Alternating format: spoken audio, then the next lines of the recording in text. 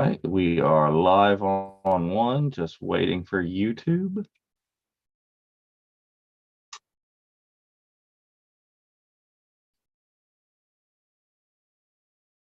And there we go, live on both platforms. Hello, welcome to the 36th episode of Unifying Force. I'm Kat, joined by Gio and Dave. How is everybody? Hey, doing real well this morning. Good, thank you. All right, and today I believe we're finally going to talk about Andor in its entirety. And I think this is the first time Dave is going to be talking about it on his show. Yes, I was absent or traveling or something the last time you guys talked about. How much of it were you talking about before? Through what point? Maybe 2 episodes. We had the 3 episodes dropped together, so we just had that at that point, possibly the 4th. Yep. So yeah, just a lot of mileage. Excellent. So I mean, first off, wow.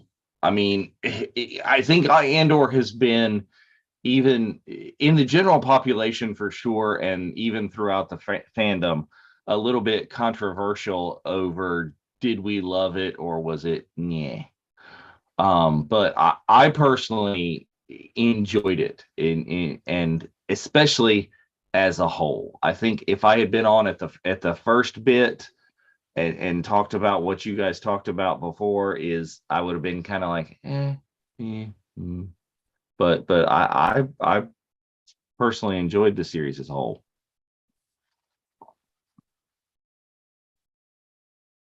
Yeah. What do you guys think?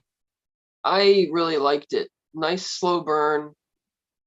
Spends a lot more time on being character driven than plot driven. It's not episodic as much. Doesn't rely on cameos or any of that type of stuff. My only real criticism was the finale, because it didn't finish any of the storylines. It just kind of went on. It's like it just sort of ended. Felt like the bridge. The last 2 episodes felt more like the bridge to the climax than the real ending.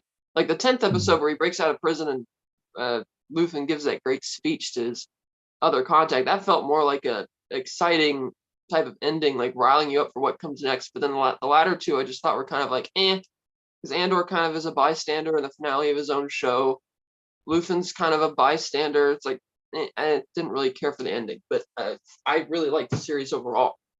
I'm looking forward to the next. So that's definitely. one of let me just comment on that a little bit before. But that's one of the things that I think Andor did well, as opposed to the criticisms of the Book of Boba Fett, is that Andor was able to use so many other characters other than Andor. He wasn't in every shot. He wasn't in every plot line. It has not been him yet. He's not involved in them yet. But I didn't think that detracted from the show the way the Book of Boba Fett became Mandalorian season 2.5. Sure. Yeah. I thought that was done well. Yeah, it definitely juggled the ensemble characters that it had really well, and I think made it feel more like one of those premier prestige TV shows that you'd be, when people talk about greatest TV of all time, people often talk about things that have a long, complicated cast of characters, like maybe The Sopranos or Game of Thrones in its earlier years, and they have a really good balance of different individuals with different storylines. And work them into being relevant if you have the patience to continue with the long form storytelling, which I think is what the feeling that Kat and I had for the first 3-4 episodes, that if people can be patient and stick with it, then there'll be some longer term payoff, because it's not episodic, it's not serialized like Monster of the Week type thing, or that you'd have in, say, The X-Files. The Mandalorian did that pretty well for its first season and a half.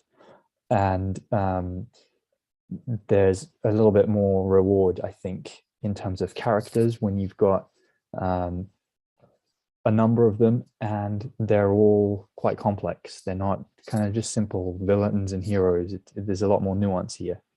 And I think that if it's kind of, it's very jarring, I think, to go from Book of Boba Fett as an example of Star Wars TV, and then Andor as being consecutively the next one to be released, really, because yeah, it's night and day in a way.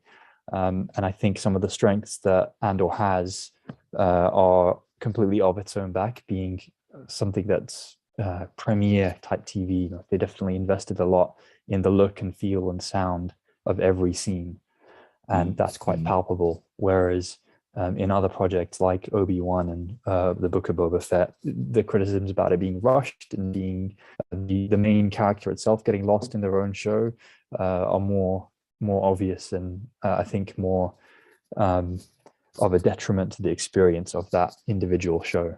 Whereas here, I think if audiences give Andor a chance and you get to see the look and feel of the other characters aside from Cassian Andor himself, there's a lot to go into and a lot to enjoy, which I think is a huge difference between this and previous Star Wars Disney Plus TV shows. Yeah, I think it's what you were mentioning is the look and the feel and what they put into it. I mean, I respect the volume completely, and what the volume has done for Mandalorian and what it's let us experience, and it's been great. But the fact that they're using real locations on Andor, and so much of that is it's definitely a different look. You see what it adds to it. They've put a lot into all the set pieces and all the things that change it. Whereas, we're coming off of Obi-Wan Kenobi, which I love the show. I love Ewan McGregor. I wanted to see all of that happen. But I think the production wise on that show, so much money was put into Ewan and Hayden that the actual production of the show was I mean, they had fluorescent lights in it. I mean, yeah.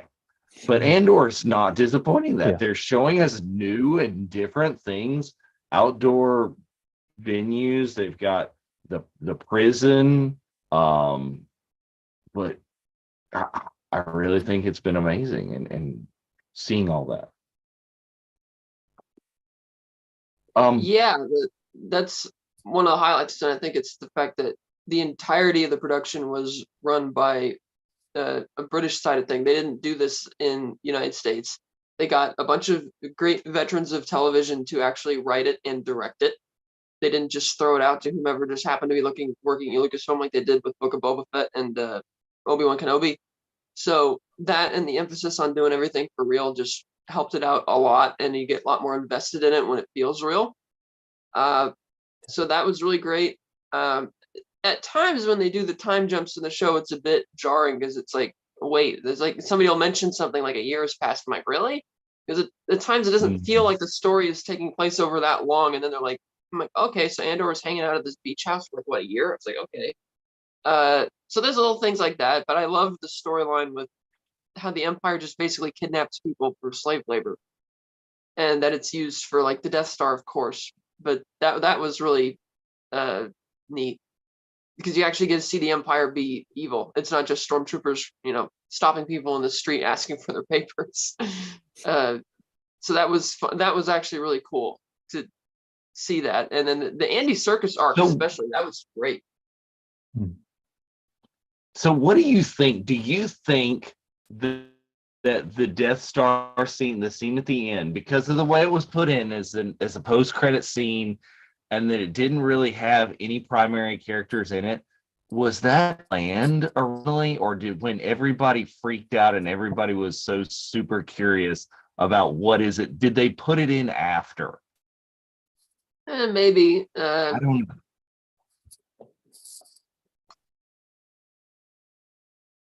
I don't know. It's back and forth. I was just like, were the producers paying enough attention to the fan outcry on what are those things? What are those things? They're just like, we do. I don't know, because that post-credit shot looked like a very expensive shot to have just slapped on at the last second.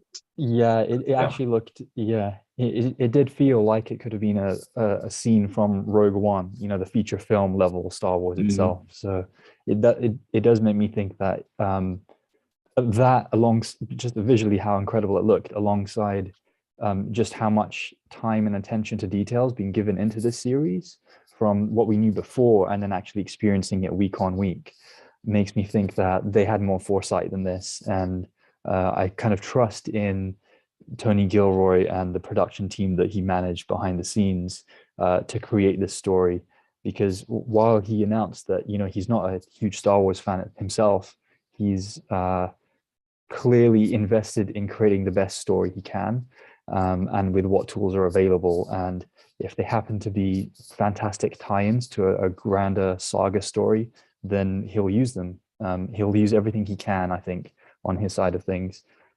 So I feel that it's a complete flip of the coin. Was it a result of the fan discussion of what are they building in that prison scene? It looks very very imperial, very garrisony, very Death Star tech is the phrase has been used a couple of times, but I think it was a nice little cherry on top reward because I don't think many people would have expected I certainly didn't expect an end credit scene in a show like Andor. Um, you kind of get that feeling just because it's Star Wars and Disney Plus, and we've had a little bit before.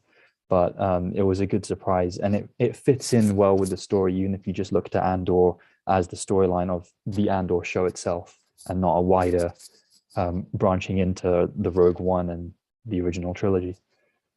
So it fits nicely, yeah. So, how does everyone feel on some of the controversial things that some people have mentioned about putting in English curse words, putting in, words and languages, things from, regular earth words you're putting in there is oh, they say shit now, or oh, that's a toilet, or it's not a refresher, or so what do you feel about that? Help the Fine. show, hurt the show? Yeah, fine. Yeah, I don't see a big problem with it. I can see how it might be a little bit jarring at first, especially if it's like a curse word. You might think, oh, that's because that kind of hits on two levels to some people's sensibilities. I can see why that might be a bit more jarring. But if you look at it in terms of just serving a story, we're looking at creating an interesting storyline with some compelling characters. And I think if you look at the larger scale of things, it doesn't detract from any of that. But I do understand how some people might have been taken out a bit when they first hear those moments. But I think you could say the same for any clunky dialogue, and like those expressions that you that Harrison Ford made when George Lucas first asked him to read, and he was like, "You can type this stuff, George, but you sure as hell can't say it." You could argue that when there's really stilted dialogue or very kind of clunky phrases and turns of phrase and wording that might have been used in earlier Star Wars, you could say, well, I mean, people don't really talk like that. How can anyone relate to that? And yet people have done, and people move past it for better or worse. So I think these little details are fun to discuss, but I don't think it didn't take anything away from the immersion to me, though I do take how it could have been initially a bit shocking for some people. Yeah, I mean, that's what Chantel is saying over in the chat, is like it startled her, but it didn't like take it away. And I mean, I think it's probably a 50-50 even, is that they are so emotional that they would feel the need to curse. I think we would have seen just as much of a reaction if they had used a Star Wars curse word. If they said, poodoo in there, you're going to go, oh, yeah, back to this little cheesy, we can't curse on. Yeah. True. Yeah, that could, You it know, could have easily gone the other way. Yeah. Yeah, right. It's the exact same thing. Is instead of saying shit, we're going to say poodoo, or we're going to say dank ferret. And, would that have changed it any more. I mean, I think what I hear that Disney, the one thing that I think would have really made it over the top and more is in the end scene where the hologram is telling them, fight the Empire. Originally, that was supposed to be fuck the Empire. And that right there, I think would have been the more powerful. That would have been, if you could have fought for anything, fight the machine and fight D plus. I mean, that would have been a powerful usage of Earth words. But you know, alas, it did not. But it's still very powerful ending scene. So let me ask you this question. I've seen recently, we talked about the slow burn and the slow start to this. I've seen the pace of the entire series compared to like the pacing of a theatrical movie. Okay, like a really long theatrical movie it would be.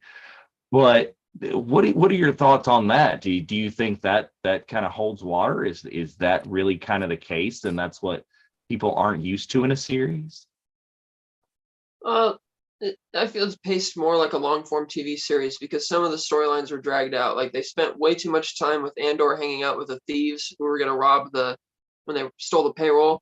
Because that was such a slow burn part of the story before they got to the point. Like they didn't like him from the beginning, he didn't like them. And it's like they go back and forth for probably combined through the two episodes, probably 35, 40 minutes before they get to a head, which just seemed like too long of like nothing really happening.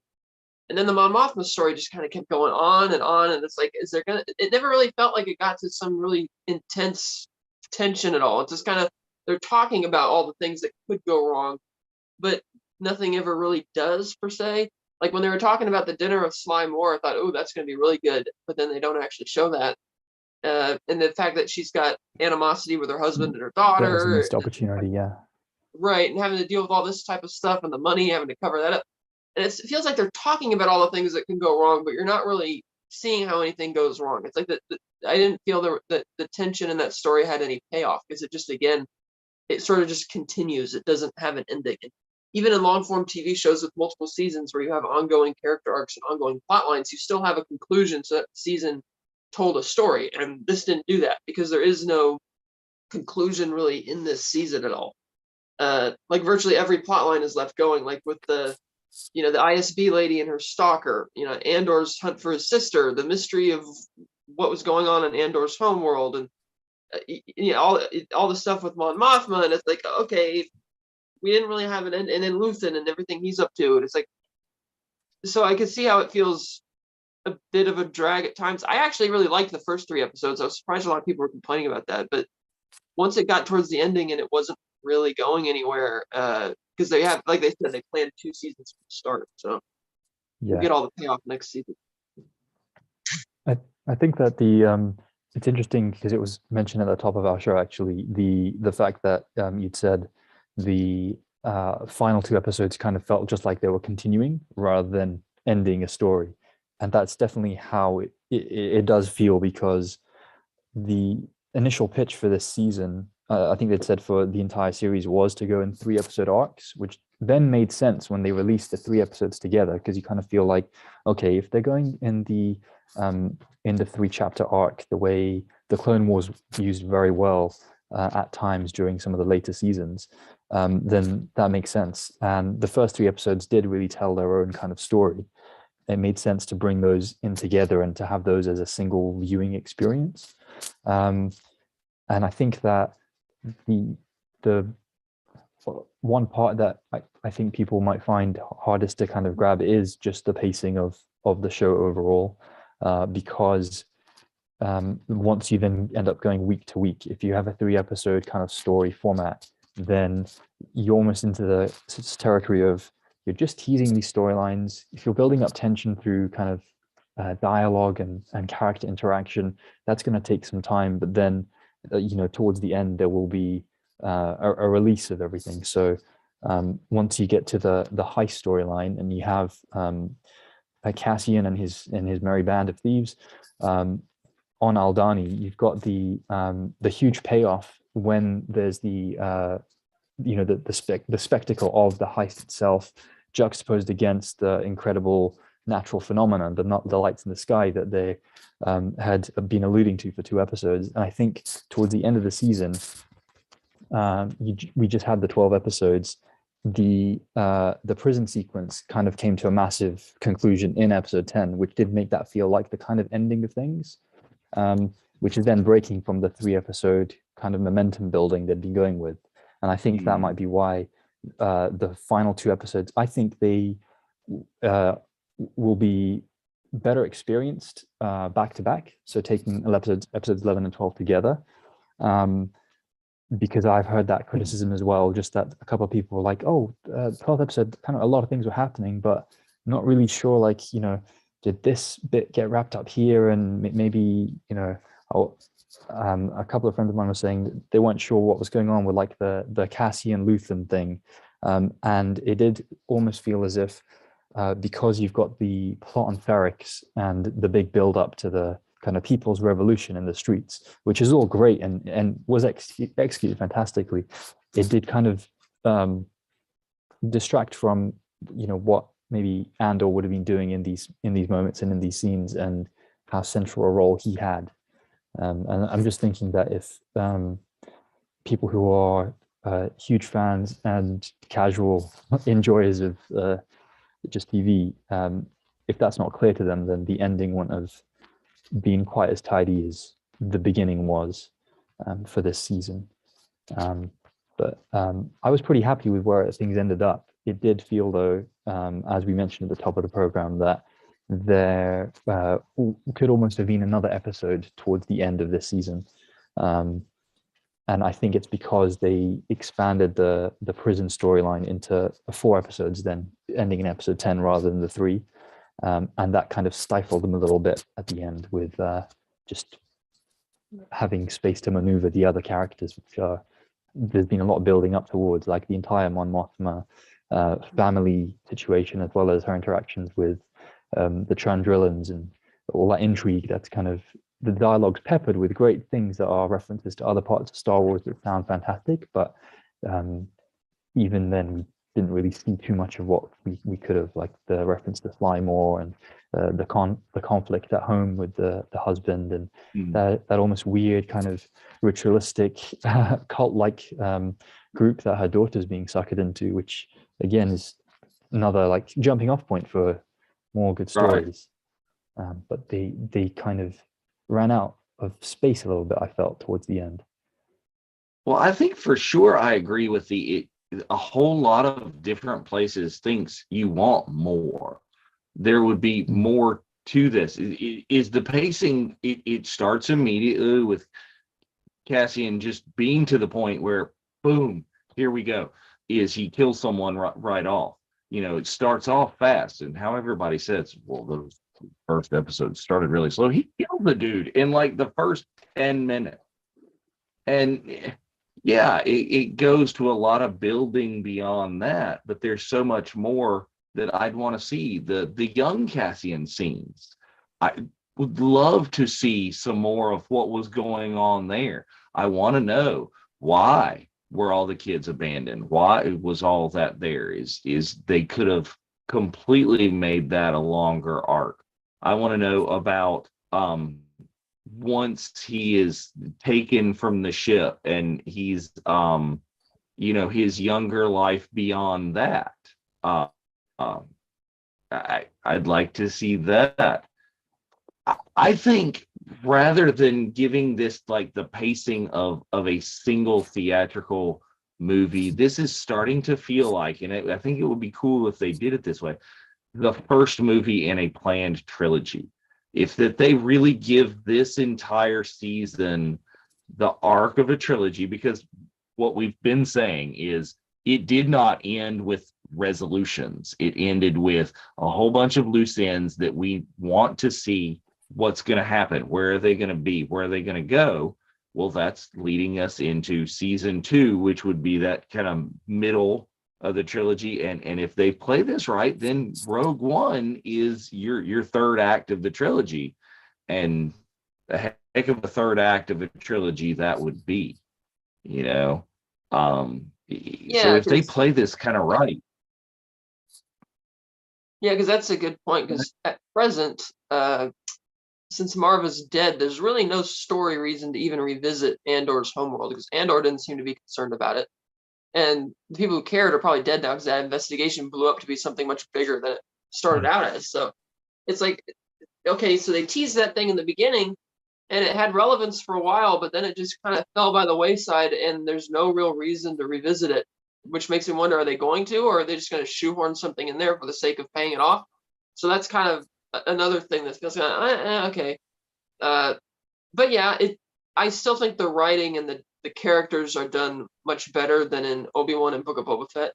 There's you get to spend a lot more time with them. I think there's better writing behind it in general. So I do look forward to the next season. That I did also like all the new places we get to see, adding different types of concepts to the lore. It's like, oh, this is how the Empire got away with building the Death Star. It wasn't just a bunch of contracted construction workers. It was a lot of slave labor too. Right. And well, just yeah, and the ISB, seeing that for the first time, that was cool. You know, we didn't get to see, we read about that a lot in the books, but finally got to see that on screen. And the fact that her storyline ended up turning to her having a stalker, and I'm like, this is kind of creepy. I mean, I wouldn't think Star Wars would pivot like that with that type of story. I'm like, this guy is just so weird, and that had a sort of awkward ending too when he saves her from the angry Bob. And I'm like, okay, like you better play your cards right, or you're not getting out of this room alive.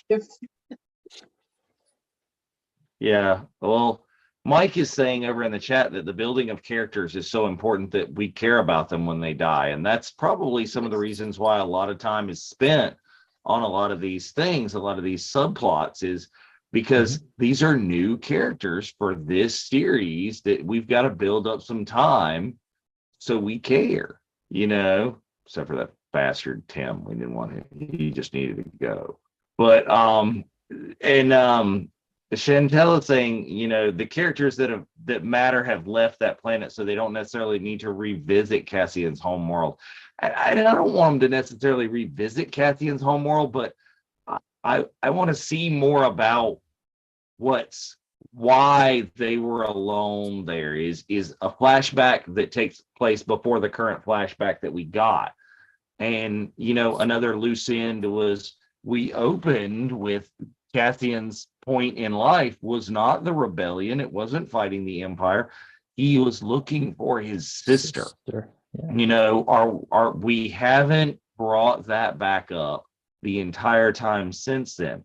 Are we going to get back to the point where we see Cassian looking for his sister? You know, there's no mention of that in Rogue One. So did he will he revisit it in season 2? And there be a resolution to that before the Cassian we already know. And Chantel is also saying over here that season 2 may work better with the pacing because they're supposed to be sticking to that 3-episode arc, but every 3 episodes is supposed to be a year. You'll get 3 episodes in a time jump, or 3, you know. Now that you bring it up, I wonder if whatever his sister's been up to, if that ties into whatever the big secret thing was going on in his homeworld. Because one of the first things people were speculating is like, is she going to be a member of the rebellion already, and that's how he joins? There's going to be Empire, because yeah, that could be a reason to bring that back up again, because he hasn't really had time to even think about it. Or maybe he did, because again, they had those time jumps that kind of would happen. For all we know, when he was hanging out at the beach house for all those months, he may have tried to renew the search for his sister. But right, because I take it that even though I think they said season 2, each 3-episode arc is going to be like a year time jump, I think they said. Yeah. But I figure at most the next episode is going to pick up right at the end of that cliffhanger where Andor confronts Luthen, and I like that bit with Luthen where, you know, he's kind of this darker character because he's like trying to create pain and misery and suffering for other people to motivate them to fight the Empire. But of course, he doesn't really give anything up for it. You know, he gives this great speech about everything that he's given up, and I'm thinking, this really just amounts to you feeling bad. It doesn't really amount to you giving, because his whole logic that he has to kill his allies because we have to, you know, keep everything close to the vest. And I'm thinking, well, you're the biggest liability of them all then, because you know everybody and everything and have been in this from the beginning. But no, let's go back to Ferrex to kill Andor. even though he saw what potential Cassian had at the beginning of the series, it's like, dude, you could use that again. And I take it now that Cassian's holding him at gunpoint that he's going to be reluctantly forced to do that again, to accept his help. But I like the idea that Luthen is not this polished, nice guy for the rebellion. He's kind of dark. Yeah, I think there's the argument too that why did Luthen do that? Why is Luthen going around? Why is he doing his own dirty work to say is whether or not he keeps taking crap from the shop girl, and I never can remember her name, but he keeps taking crap and orders from the shop girl. She's the one that's like, Cassian's you got to get rid of that Andor guy. He's a liability and blah, blah, blah. She's telling Bell that. She's telling Luthen that. Is the argument of, is she the real behind the scenes puppet master?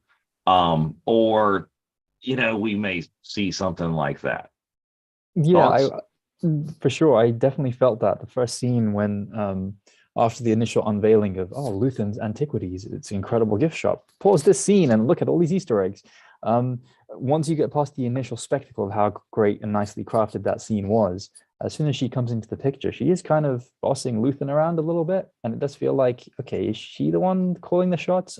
Are they deliberately making it that obvious that early, or is this kind of just like the tension they have, like people have an awkward working relationship sometimes, there's give or take, and how Luthen manages that might be part of one of many different personalities he puts on while trying to lead this kind of not just double life but quadruple life from the Empire.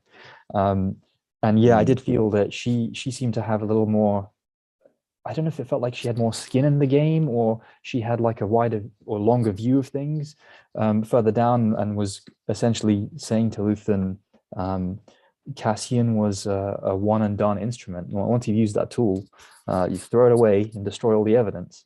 I guess that did set up where we got to towards the end of season, when it became almost a manhunt for Luthen to try and track down Cassian on Ferrix.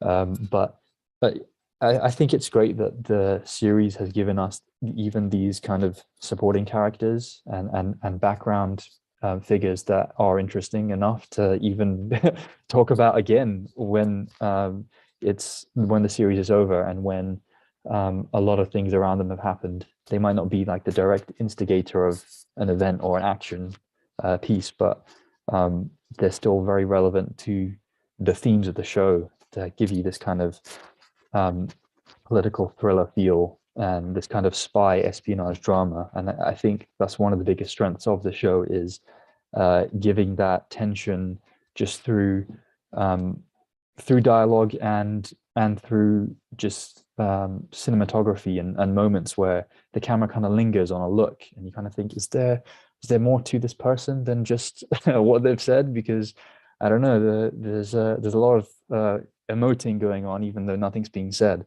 and I think that is a huge strength of everyone involved in some of those scenes involving these discussions. And it's great writing, great acting, and great production overall to give us that feel that there's this tension and uncertainty around how far characters are willing to go, and how much they're willing to give up even others that they've just worked with to sort of further the bigger cause, so they say. Yeah, and we want to see more backstory about all of these other characters to know how they're in there. It's like what Catherine was saying is, Luthen gives his big speech about what he's given up and blah blah blah, but we don't know. We haven't seen his life before. He meets Andor in the space transmission shop. What's his deal? What's put him into this fight? What's put him into this position? The rebellion, I think at this point, is probably relatively new. Where is he coming from? What are his motivations? What is his relationship with Clea? Thanks, Mike, for telling me what the name of the shop girl is, because I will forget that and call her the shop girl again in 5 minutes. So, we know. oh, Mike is saying having her with a name Clea like Leia. It's a big clue to have her, that she's important or something like that. I don't know. We will have to see on that. I've seen some theories that I don't necessarily buy that she is Cassian's sister.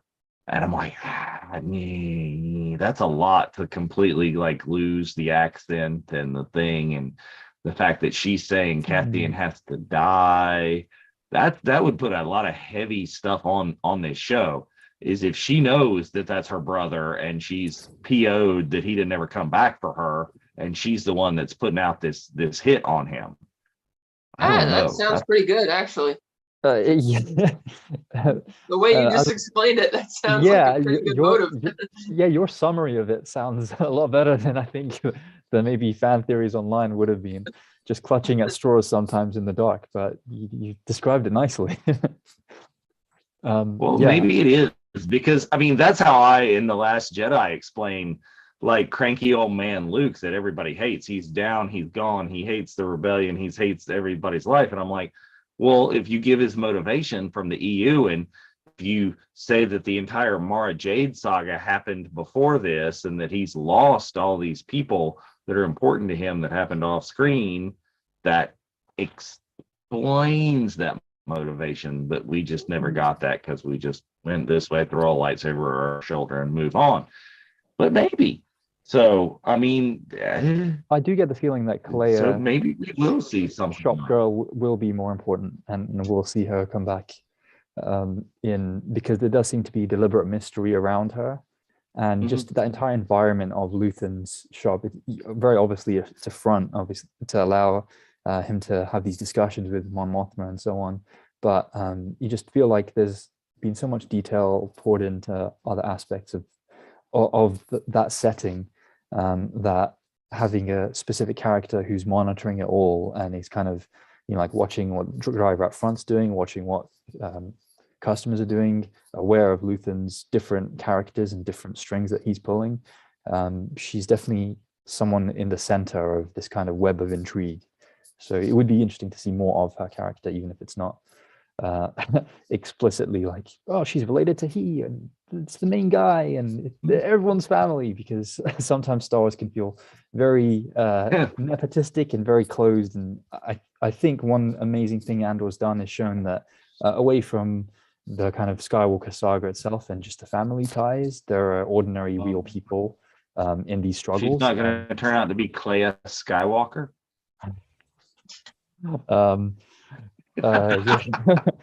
Or she could, no, we're just gonna put out posters. Clea Solo. Clea the Shop Girl. There you go. That's perfect. Yeah, I think it's great that just a side character could have so much more than meets the eye to them, and I think that shows the kind of feeling they've created for the spy thriller aspect of this TV show has worked well, and that we're suspicious of innocuous person who might just be a shop assistant, but they've got enough presence in the TV show to have a lot more later down the line if that's what is planned. I mean, for sure, a lot of the side characters, the new side characters, we care more about. I mean, the droid B2EMO or whatever, EMO, is like, I want to know what's going to happen to him. It's like, he's he's the cute and friendly. The merchandise for this is, you care about that. We care enough about what's happened to, well, I care enough to where I hate him. Like, just him appears in like 2 episodes or something, is a super creeper, and I hate him. But they've done, the writing has made that happen, and they've done that to this little side character. We want to find out what's gonna, what's the deal, that when we find out that Vel is related to Mon Mothma, we're like, oh, that makes sense. So there's a lot of things going in there. So, all right, I think it's about time to bring it into what what we do on all the shows, which is predictions that are going to be wrong. So what kind of things, what are your general predictions for season 2? And then we'll get kind of more specific. Anybody? There's going to be some type of awkward partnership between the ISB agent and the stalker, and it's not going to go well at all. It's going to blow up in their face. He might kill her if she rejects him. Maybe some twisted Romeo and Juliet thing. Maybe, who knows? So that's going to happen. Cassian is going to win over Luthen so that they will actually be running scams on their own. I don't know what I'm not really sure what's going on with the Mon Mothma story, because hers is like, we know she stays successfully underground, like undercover, but I don't get the vibe that her daughter and husband are around when she's living on Yavin and as a full-blown member of the rebellion. I'm thinking something's going to happen there, and I'm not sure what it is.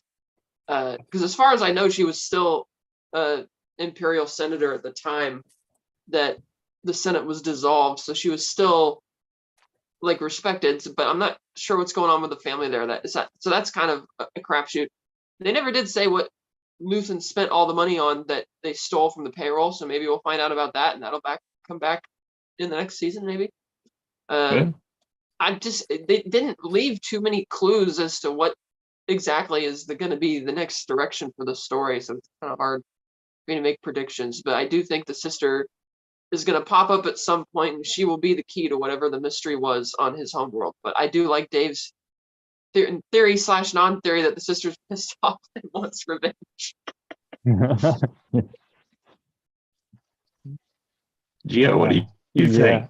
I think that the idea of Mon Mothma, some kind of conflict going on with her having to abandon her kind of happy family background as it is that we've seen. It's happy being used, the operative word, in huge italics sarcastically. There's definitely going to be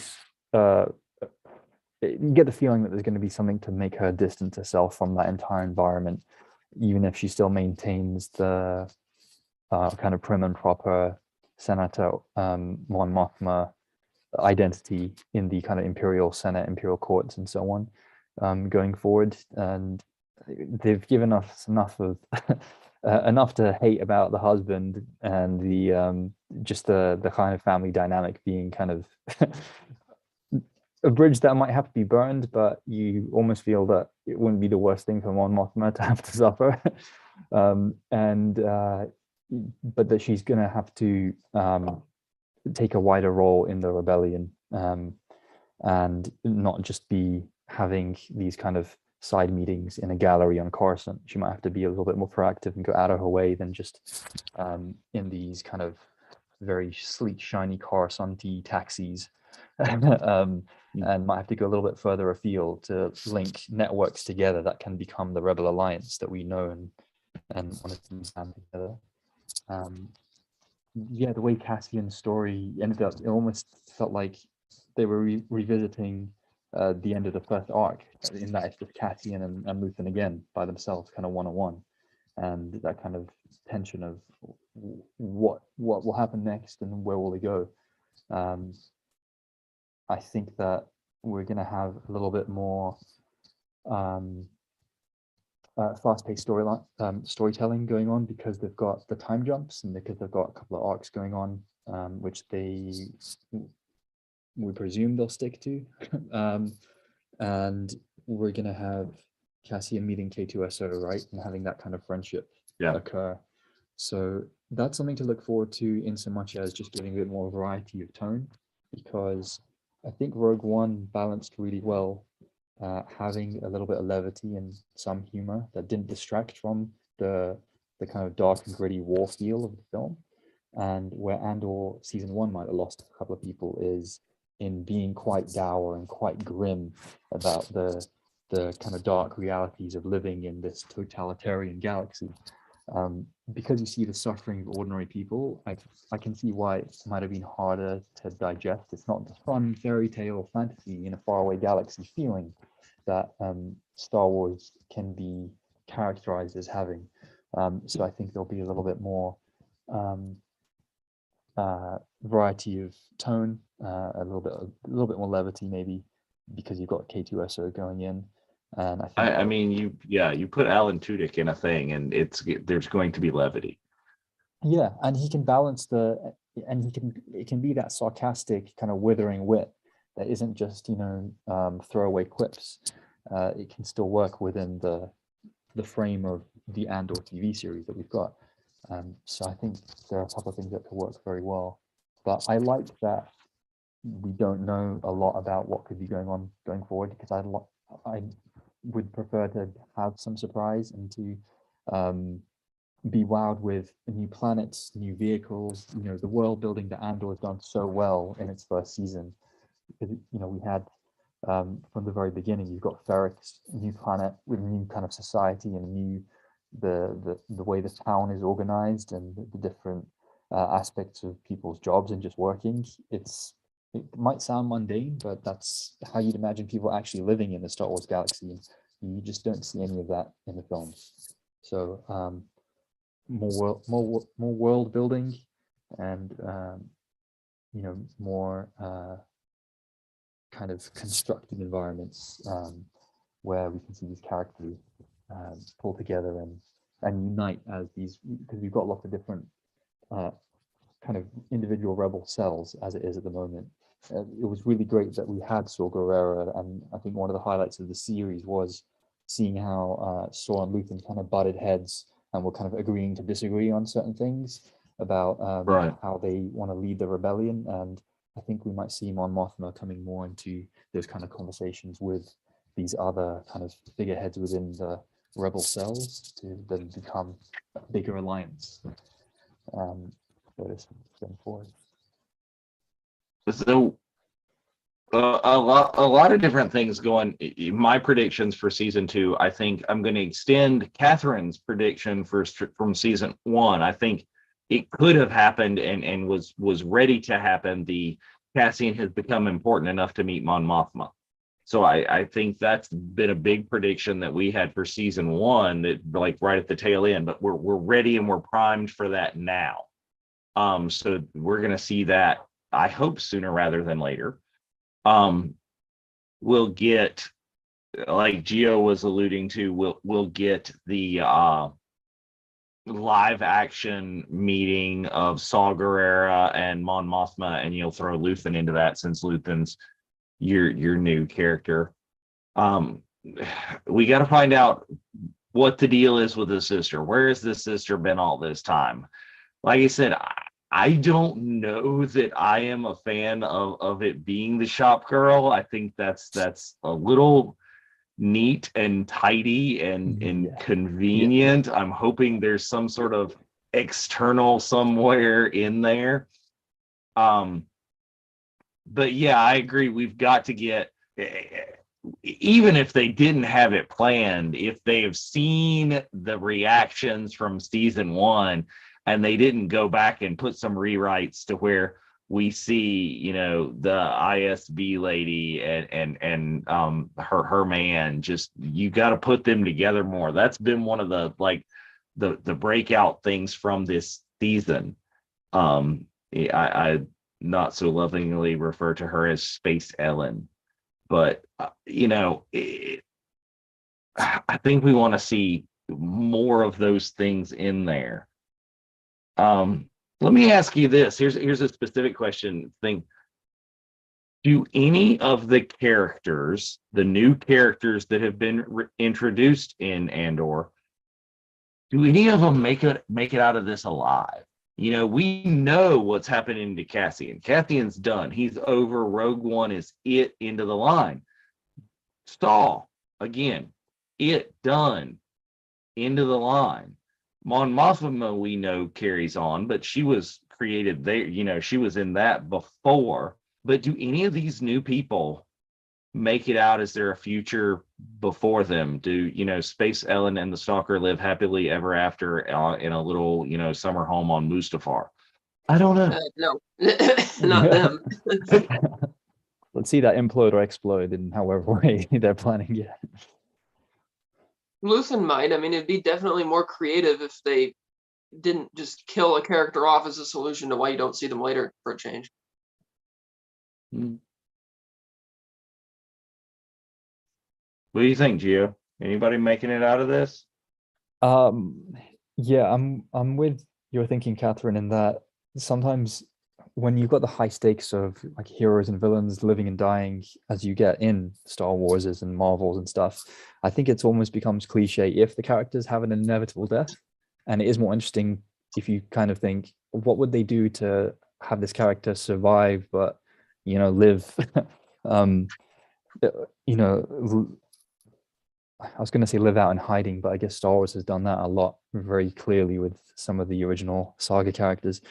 Yeah, it's interesting in thinking how they might want to conclude some of the character storylines. And on the face of it, you do think, yeah, everyone's dying. This is going to amount to nothing. And the very best part of it was the element that we see in Rogue One, which essentially was the Dirty Dozen suicide mission anyway. And none of them made it out alive. So if we go in with the thinking that no one here will make it out alive aside from Mon Mothma, then that would make sense. But it would be interesting to see a character like Luthen survive. Um, I think that a lot has been put into his portrayal, and because he has these kind of different character roles that he occupies when talking with different people, makes it feel like he is the kind of ultimate survivor. So if there was one character invented for the Andor show that might make it through, you would think he's the most resilient and rugged, and so it's likely to be him. And it could be interesting from the kind of character standpoint of he seems to have very openly given that rant in the 10th episode that he's burned himself, and it's his ego that doesn't allow him to stop, and he's got to keep fighting.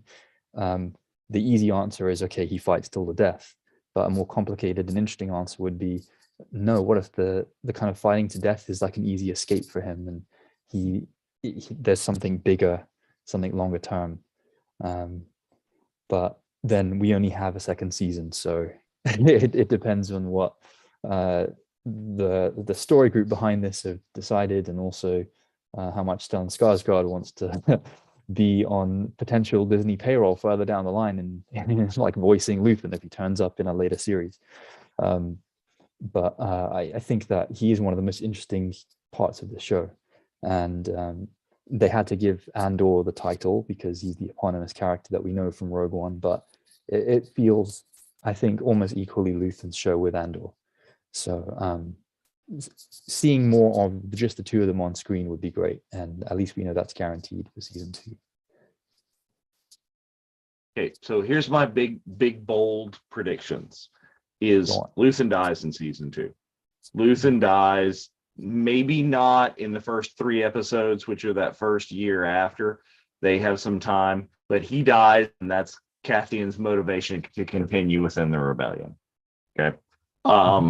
They find the sister. I'm not sure exactly where or what the motivation is, but that's resolved in season 2. And I think we get Andy Serkis back.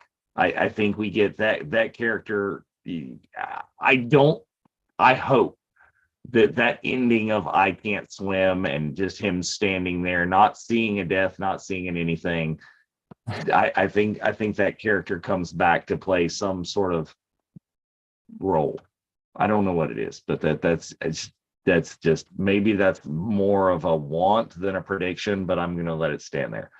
But I think the way this is written, we need a big shocker, a big twist, a big something.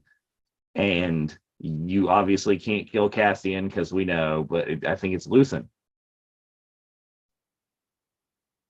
I don't know. I like that. But yeah, it's a good point. Andy Serkis's character didn't really get much finality. It was just kind of, oh, he's gone. So yeah, I like that. Yeah. I like that from a want perspective, but I felt like I thought Andy Serkis had given such a great little performance that was a neat ending for his character. I didn't think we'd ever see him again. And if we don't, I'm okay with that, because he added so much to that prison storyline. And I have a feeling that I'm definitely with you in I'd like to see more of the characters we've had in season 1 in whatever capacity in season 2, rather than any feeling that the kind of Lucasfilm brand might want to kind of shoehorn in a lot of, do you remember him? Did you read about her? This is them in live action kind of thing. I like the kind of new organic characters that we've had. They felt very fleshed out, even if they've only had an episode or two to survive, to tell a story, like Andy Serkis' character. So I would like to see more of that kind of character story going forward as well. Yeah, I would hope that we get to see the same characters that we've already come to know in season 1 and season 2, as opposed to in season 2, them especially not doing what you're talking about, is just throwing in like characters, established characters just from very the wary of storyline that. somewhere. Yeah. And especially, and I don't want to see them introduce a whole nother slew of brand new characters that it's going to drag down the pace and introduce more. I mean, yes, we will get some, because there's many different time jumps in a lot of different times of his life. We'll get some new characters, and we should, but it doesn't have to be completely new, disregarding all the old. Yeah, we've got some strong ones that they've set up nicely from the first season. So it makes sense to use that as a springboard forward.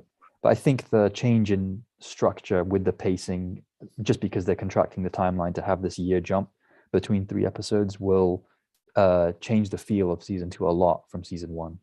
And so I think that we could have a lot more spectacle towards the end of the 3-episode arc in this one, in the season 2 that's coming. Because you are kind of seeing the kind of the fight between the Rebel Alliance and the Empire actually begin to take real shape. So we might see actually physically more of that aspect of things. Cool. All right. Well, everybody over in the chat, thank you for joining us.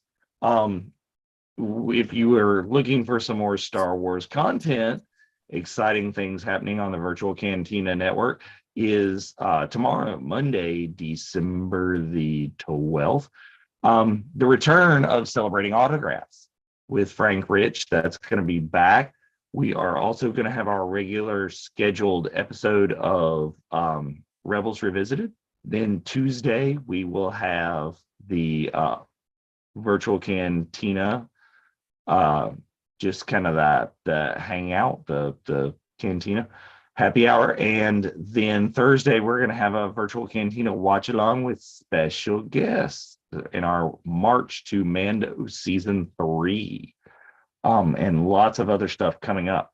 It's going to be a while before you see us here again live on the Unifying Force. Our next scheduled episode is Christmas Day, so we're not going to do a live one that day. We'll either tape something or we'll re-release something relevant from the past, so you can watch that at your leisure. And as always, if you are interested in picking up on, maybe you didn't see the episode where Kat and Geo talked about the first couple of episodes of Andor before, go back and watch that. All of those are available at youtube.com/the Virtual Cantina Network.